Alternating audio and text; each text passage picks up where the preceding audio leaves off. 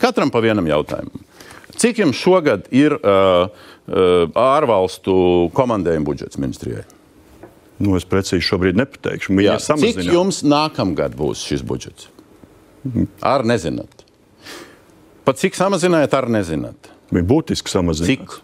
Absolūtais minimums. Es teiktu, kā 20–30% ir samazināts. Vai jūs redzat šobrīd, cik ministrijas par visiem kodiem, izdevumu kodiem preču pakalpojumu jomā samazinās lietas? Neredzat vai ne vēl? Redzu, skaidrs ir. Tātad ne, 20 miljoniem ir... Komandējums, jūs redzat satiksmes ministrijas, neredzat? Komandējumi būs tad, kad pabeigs budžetu, jā. Komandējumi. Un šitas ir baigi svarīgi saprast gan publikai, gan arī jums, kas uzstājās pret to. Saima pieņem budžetu, un tajā budžetā, ko jūs aiznesīsiet uz Saimu, nav sadalījums, cik jums ir komandējumi, cik satiksmes ministrijai, cik jūs pērkat mēdbēles, cik satiksmes ministrijā, cik zemkopības ministrijā. Tur nav šī sadalījuma.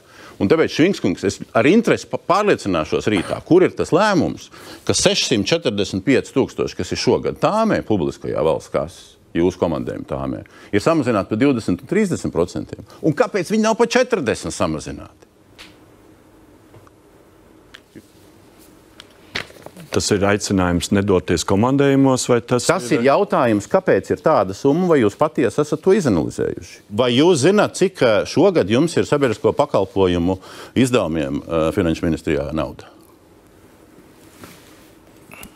Es nezinu, visu ministrijas budžetu nav. Skaidrs. Sabiedrisko aktivitāšu īstenošanai 2231.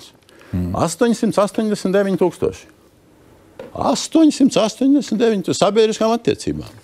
Nav slikti, ne? Mēs sēžam ar kolēģiem un buramies un studējam šito, un mēnešiem studējam. Un man ar katru dienu samazinās pārliecība, ka tur tiešām ar melnu muti, kā teica viena šī raidījuma dalībniece cilvēka, ar melnu muti riec cauri, un tiešām tas viss ir studēts.